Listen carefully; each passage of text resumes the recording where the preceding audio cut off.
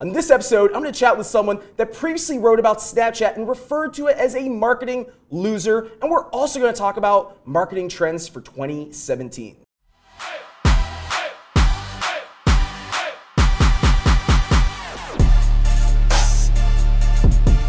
Hey, what's going on, everyone? Carlos here. Welcome to another episode of Real Talk, my all-new series in which I answer your questions on social media marketing and interview interesting guests in the world of business. And one of those guests that's joining me here today in the studio at the NASDAQ Entrepreneurial Center is Mark Fidelman. Mark, welcome to Real Talk. Thanks, Carlos. Great to be here. It's great to have you meet you in person. Finally meet on the set. In full disclosure, Mark and I have been digital adversaries for most of this year. Not always an adversary. Not always an adversary. Just on a few topics. We tend to agree from time to time. But we're gonna put that on hold, and we're gonna get in the moment. Do we need boxing to your gloves? Thoughts on time. We might need boxing gloves. But first, why don't you tell the audience out there that's watching a little bit about your company, Fanatics Media, and what you do? So Fanatics Media is a digital marketing agency, and essentially what we do is we put together marketing programs for large organizations to startups that are well-funded. And our primary goal is to generate leads and sales ultimately. And occasionally, the big objective for us is to generate awareness for these organizations because there's so much noise out there that in order for them to rise above that noise, they need to do some things that are special, and we'll talk about that in a while. So Mark, I know you are a baller in this industry. Mark writes for Forbes. Again, you work with CMOs with your agency, Fanatics Media. So let's get right into it. Earlier this year, you wrote a post on Forbes in which you said Snapchat is a marketing loser. And I learned about you, Mark, actually through that article. It created a huge tsunami in the social media marketing industry. Everyone's saying, look at this guy. He's talking about Snapchat being a marketing loser. He has data to back it up. Before we get into Snapchat and what your thought process is about it today, tell the viewers out there about this article that you wrote earlier this year, and what was your thoughts about Snapchat at the time? Well, you keep hearing about these marketing tools like Snapchat, and people are pumping them up and they're hyping them up. And for me, that damages our the marketing industry's credibility. It just does, because other people that are using Snapchat and they're not getting the same results, or not getting any results at all, they're looking at us like we're clowns, and I don't like to see our industry represented that way. It's already bad enough from all the other things that we're doing. So I went and we use Snapchat with our clients in addition to Instagram, YouTube, Twitter, email marketing, any kind of digital marketing, paid, and we rank them. So we will use Snapchat on each of our campaigns. Still to this day, occasionally we still use Snapchat. We'll get into that in a little bit. And we would show the client, and then I would talk about our success or not success with each of these platforms, using them in the way that they're intended to be used. It's not like we were running the same campaign on YouTube as we were running on Snapchat. We used Snapchat the way it was supposed to be used, and we worked with influencers on Snapchat that supposedly know how to use Snapchat to move the needle. In almost every case, Snapchat performed worst for marketing. Now I understand for awareness and for other metrics, Snapchat works for some people. I think personal branding. But for marketers and brands, at the time, it wasn't working at all compared to everything else that you could be doing and spending money on. So that's interesting that you say that. Now, I do a lot of public speaking on Snapchat for business all over the world. Yeah. And one thing that I always put in a perspective for marketers out there is this platform is not for everyone. First of all, if the demographic that you're trying to reach falls outside the ages of 13 years old to 35, which is a very broad spectrum, then you really should reevaluate if this is the social network for you. Because I will be the first to say Snapchat can be a complete waste of time. But that's not just Snapchat, that's any social network. If you're not using the networks to engage the right audience, if you don't have the right mix of content, and most importantly, if you're not seeing results, then it's just gonna be a waste of time, whether it's Snapchat or Instagram or Twitter or what have you. But the key word is results. So talk a little bit about what sort of results are you trying to drive to these clients? Are they B2B? Are they B2C? Not B2B. I would never recommend B2B for Snapchat. I don't know if Why you is do or that? not. Well, I mean, if you want to get your message out in a B2B context, and you're trying to do it on Snapchat with these 10-second windows, I don't see it working. I don't see it happening. I mean, if your B2B customers are on Snapchat, and that's the only place that they're on, then yeah, I'd say, okay, Snapchat might be a great platform, but you're still limited by, can't link to it, you can't link out of it. unless you're paying a lot of money to be in the discovery section and some of the other ways that you can advertise with filters. But for me, it's not a winner with B2B. So here's the thing. I look at, from a B2B standpoint, I look at Snapchat offering tremendous value for a couple of reasons. One, for a lot of companies, like the one where I work, where we participate in tech conferences throughout the world, you can run geofilters. And you can now have a branded presence on Snapchat. And instead of paying a booth, which sometimes for an event like Dreamforce can cost a company upwards of 6 figures or more, you can have a branded geofilter and still reach folks that are at that event, provided that they're Snapchat users, granted. The second is from a recruiting standpoint. If you want to attract and retain top tier talent at your organization, if you're trying to reach those fun, techie millennials, you can use Snapchat a variety of ways. And the third, I said two things. The third is actually from a relationship building standpoint. So I know you're familiar with how social selling works, and it's using social media and specifically LinkedIn to identify prospective buyers and then engage with them socially. I've said this many times before, but I'm going to say it again because I got you in the seat with me. So I want to hear your thoughts on this since we're talking about Snapchat and B2B contacts.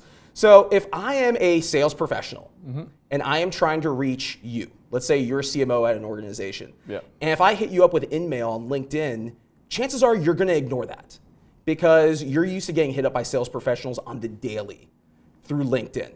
So you're used to it.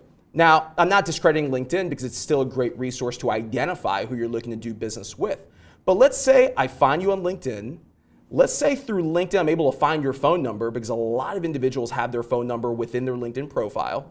And now I go on Snapchat and I add your phone number and I see that you're on Snapchat. Or let's take LinkedIn out of the equation. Let's say I met you at a conference and I have your business card and I add your phone number to my address book on my phone and I go on Snapchat and you happen to be there.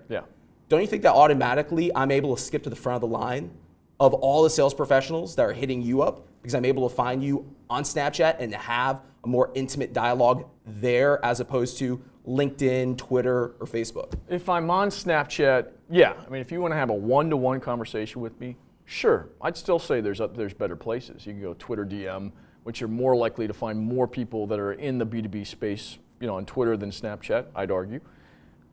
You might disagree. If you got the stats, I'd love to see them. So yes, I mean, if I'm on Snapchat, you're on Snapchat, and I'm a regular user of Snapchat, and you're hitting me up on Snapchat, absolutely. So I'm not totally discounting Snapchat. All I'm doing is I'm comparing it to all the other platforms. And for B2B, wouldn't be the first choice for me. So you're not seeing a lot of value from a B2B standpoint, even if it's to build relationships, not just with C-level execs? Recruiting is an interesting idea. So if I'm trying to recruit millennials and now Generation Z that are coming up, yeah, probably a great platform to use. Yeah, absolutely. So let's think about it. If you want to try to reach millennials that are at a college job fair at the University of North Carolina, you can run a geofilter and reach them that way. So there's a lot of ways that you can make Snapchat work for you. You're just saying it's not the preferred medium for B2B. Yeah, I just look at the audience. If the audience is on Snapchat, for whatever reason, if you have a B2B audience that is only on Snapchat or primarily on Snapchat, absolutely you got to be there. I just go where they are. The problem with Snapchat is even if they're there, you're still limited from a marketing perspective what you can do with it as compared to other platforms like YouTube, which is one of my favorites, especially for B2B. For me, it's just still limited. It's interesting that you bring that up. And later on in the show, we're going to talk about marketing for 2017, and I know you're a big fan of YouTube. I have publicly said I'm looking to invest more in driving my content and my brand over to YouTube. We're doing a show here, which is on YouTube. But with all things considered, here's why I don't think that YouTube necessarily works for B2B, whether you're recruiting people to go work for you or whether you're trying to sell. It's YouTube content is professionally produced when you really think about it. Sure. Whereas Snapchat, it's raw, it's organic. You can literally give a cell phone to a C-level executive and he can show you the inner workings of his office, of his company. He can really take you behind the scenes. I think that has tremendous value. Now, I hear this all the time at events that I go to, that my target audience or my target demo, especially in B2B, is not on Snapchat. Because let's think about it. These folks are typically in their 50s or 60s. No offense to those that are on Snapchat. They could be in their 40s, yeah. Or they could be in their 40s, but I often hear that persona of a C-level executive is not on Snapchat. But think about his or her direct reports who are on Snapchat. His or her direct reports typically are the ones that make the buying, not necessarily the buying decision, but they influence throughout the buying process. at their organization. So if you're able to get in with them and build that relationship, over time, if you do this, now you have inroads with the C-suite that otherwise you have to continue knocking on doors on LinkedIn and on Twitter. I'd challenge you. I'd say you can do that on Facebook, and you have much more people on Facebook and Instagram than you do on Snapchat.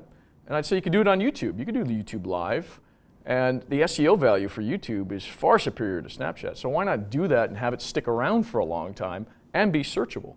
I mean, that's my response to why would you invest the time in Snapchat when there's other and better platforms that the content's produced live but sticks around? Why does it have to disappear? So I like the challenge, touche. I will give you that one. Let's go ahead and reel this back from B2B, and let's open it up to to everyone that's on Snapchat. Snapchat continues to grow as a platform. They have over 200 million users.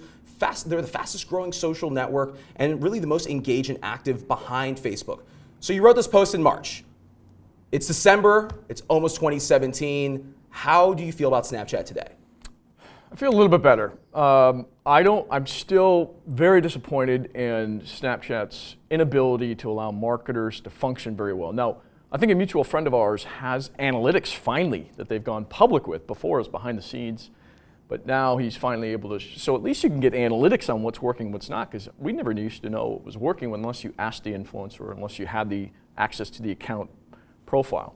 So that's the only movement I've seen from Snapchat that's making me think, okay, now I should probably consider investing more time in Snapchat. Which analytics are important to you and your clients? I want to see who's looking at it specifically. I want to see how long they're looking at it. Are they looking through all the stories? I want to see if there is any, click through, any kind of action that you could take, especially on the Discovery tab. Did they take that action?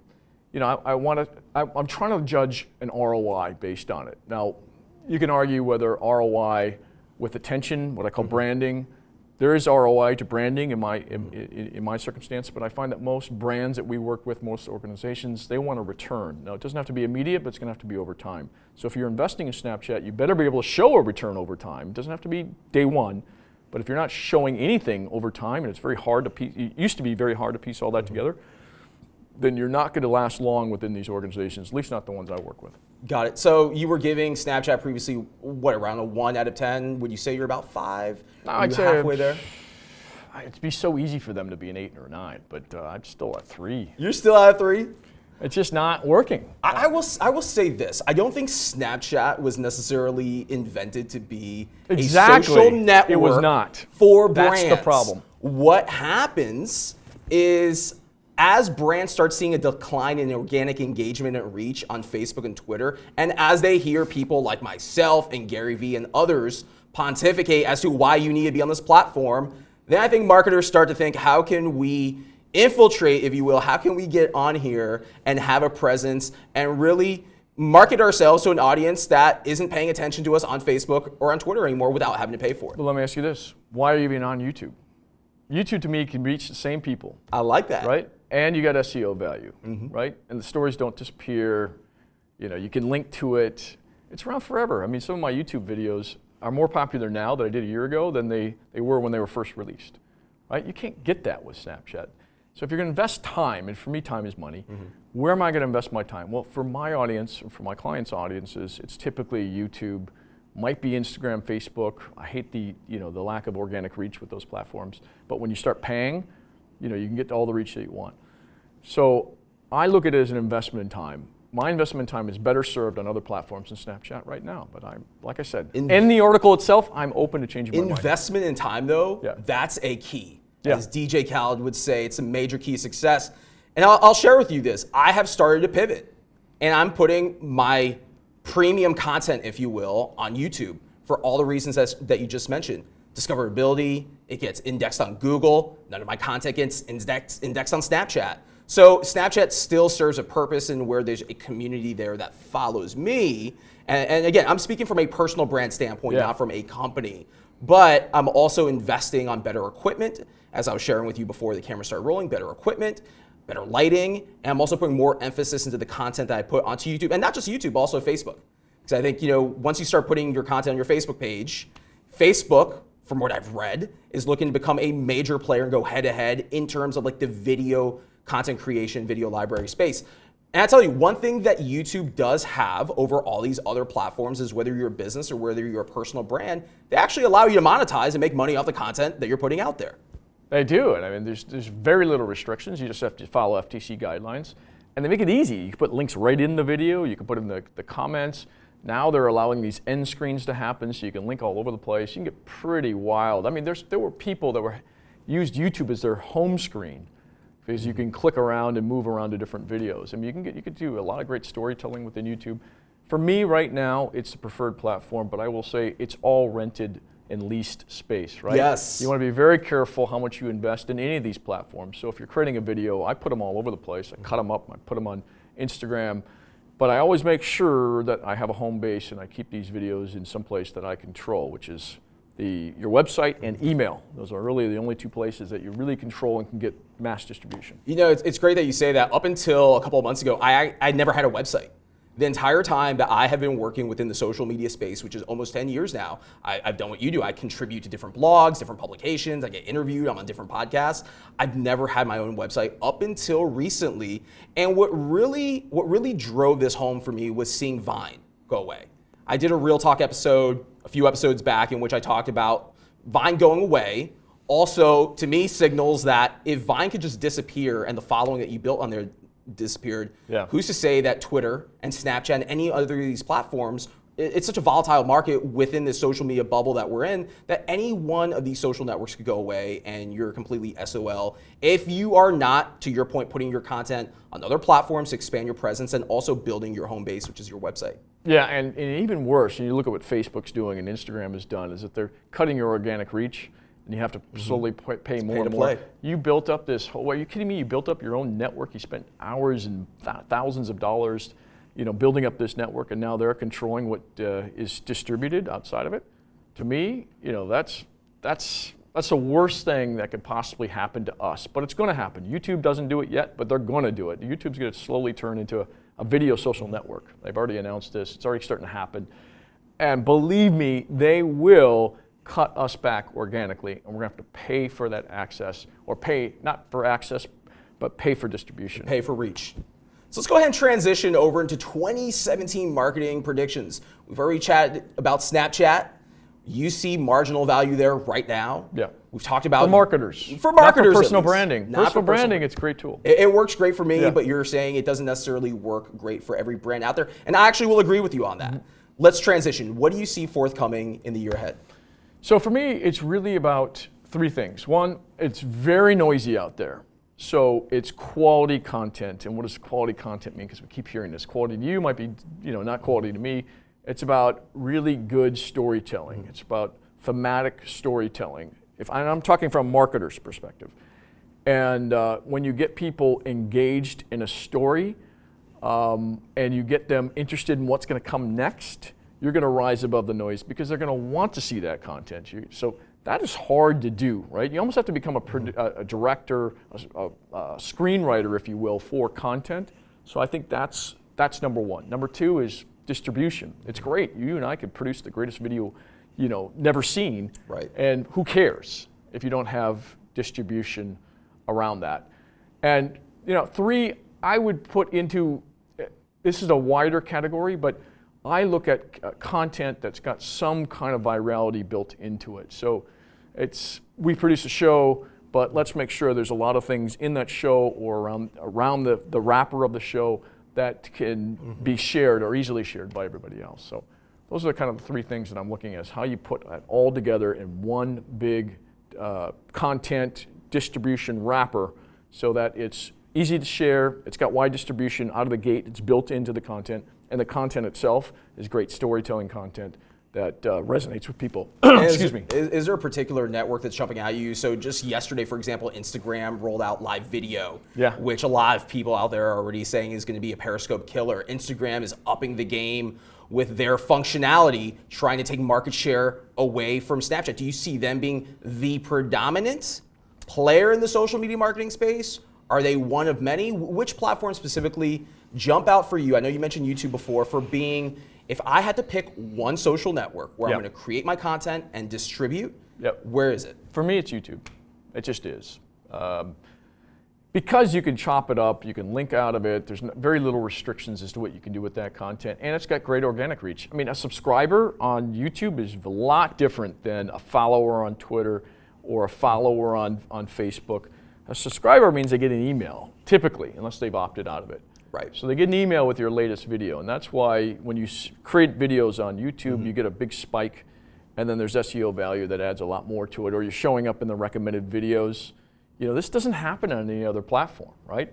So there's a great, if your content's good, it's going to have built-in distribution on YouTube already. Would you say that 2017 is going to be the year of video, or is 2017 going to be the year of YouTube? No, video. I mean, YouTube's one of the players. They're the major player, let's face it. I think Facebook gets into the game. Facebook's got to figure out the SEO problem, right? Not many people go to Facebook to search for videos. They go to YouTube, they go to Google, you know, two of the biggest search engines, the biggest search engines in the world. But Facebook, you're not typically searching for video. You're subscribed maybe to somebody like you that is putting out live video, and I'll get a notification. But searching for it, I don't think so. So that's the problem they're going to have to solve. Now, what do you say to an aspiring content creator out there that looks at someone like a Gary Vaynerchuk or Casey Neistat and wants to follow in that path, but they don't necessarily have access to resources? Meaning they didn't either. Yeah, they don't have a really good camera, and they're just starting at the ground zero where we've started ourselves. What do you say to those folks? I'd say develop a personality if you don't have one already. I mean, if you have this natural charisma, that's a better starting place than most, 90% of people that are out there. I mean, that's hard. You look at Casey, you look at Gary, two very different people, but naturally you're kind of attracted to their personality for a wide variety of reasons. You know, Gary can come across as crass, but a lot of people like that because the guy knows his stuff. He really does. Casey, just adding value. Totally adding value. Having charisma and adding value. He's not full of it, right? He gets it. He does it. He knows it. You know, I might disagree with him on Snapchat. It doesn't matter. He finds a way for what he does to be successful. You can't argue with that.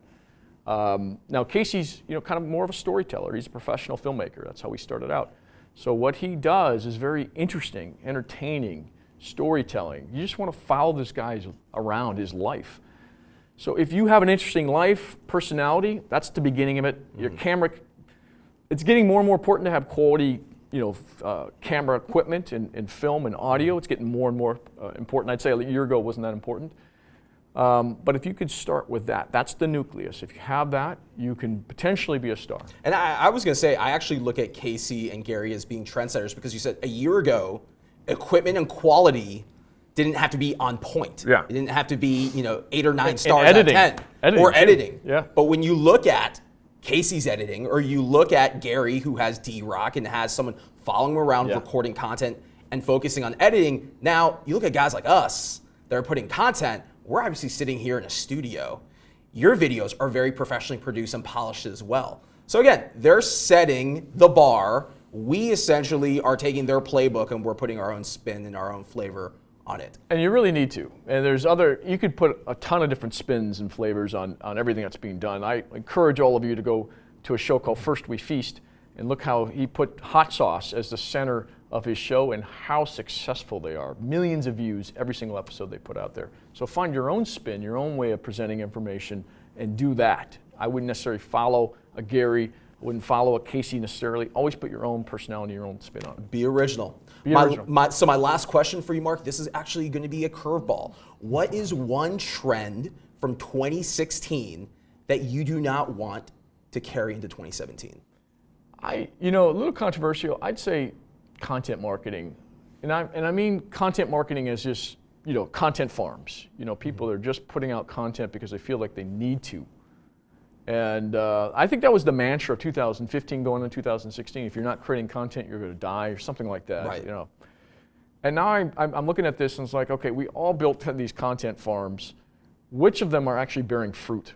And if you're not bearing fruit, then shut it down, rethink the strategy, and do something else. Whether it's focus on video, focus on Snapchat, if that's where your audience is, but produce quality. Because if you continue to produce just farms of crops that never materialize and don't grow up, then it's just too noisy for all of us, for the rest of us, and we're all going to look bad. Do you want to know mine? Yeah. Can we do away with the word influencer? I believe the word influencer, as used in influencer marketing, has become the buzzword. What else are we going to call it, 2016. though? What else can you call it? Call it creator. But creator doesn't mean that they have distribution. But here's the thing. We're all influential to someone. And I know that sounds very cliche. But then you have to have a term, you have to tier them up then. If you say creators, okay, Absolutely. creator what? How do I know I'm dealing with somebody like a Casey Neistat that every video he puts out is 2 million views versus, Joe Schmo that's just starting out that's got influence over his mom and his dog. You call yourself a YouTube creator, Yeah. and your results speak for themselves. If you say, I'm a YouTube creator, here's my card, go check me out on YouTube, and you have 2 million views per video like Casey, and you have 6 or 7 million subscribers, that speaks for itself. But you don't have to oversell yourself. How do I categorize that when I'm looking for those people, though? Because I can't just say I want a YouTube creator, right? If I'm a brand and I say I want a YouTube creator, well, okay. So that means nothing to me. So here's the thing. If you're an influencer today, or if you're a creator, you should know how to market yourself. And if you're a good one, you should know how to market yourself. So if someone looks up YouTube creator on Google, you come up in the first page, whether it's your website or even your channel, because you have YouTube creator in the titles and the tags of almost every one of your videos. It doesn't mean you have broad influence. You might have micro influence, which is fine. I'm not knocking it. I mean, we deal with micro influencers all the time. But for us, you really want that. You want to be differentiated from a marketer's point of view. And I think influencer marketing is a marketing term. And I can't stand the term, actually. Influencer, but there's nothing else to call them. If you can come up with a better term, like YouTube creator A, YouTube creator B, whatever that is, and people actually buy into it, then I agree, that would be a better name for them. But right now, influencer typically means somebody that also creates content but also has distribution built in. That's real talk. Thank you so much, my man, for coming on the show. Where can the viewers find you? Just go to fanaticsmedia.com or YouTube/fanaticsmedia. Either place, that's where we tend to hang out the most. We hang out in a lot of different places on Twitter, at Mark Fidelman as well. Again, just thanks for a great conversation, by the way. Thank you so much. I agree. Yeah. We can go from being what was once digital adversaries to now we can be pals. We can. And we do agree more than I thought we would. Wonderful. Thank you so much for watching another episode of Real Talk. Be sure to subscribe here on YouTube and also share this out with your social network. And until next time, I will see you on Snapchat, Instagram, social media. You can follow me everywhere. And you can also follow my guy here, Mark. Peace.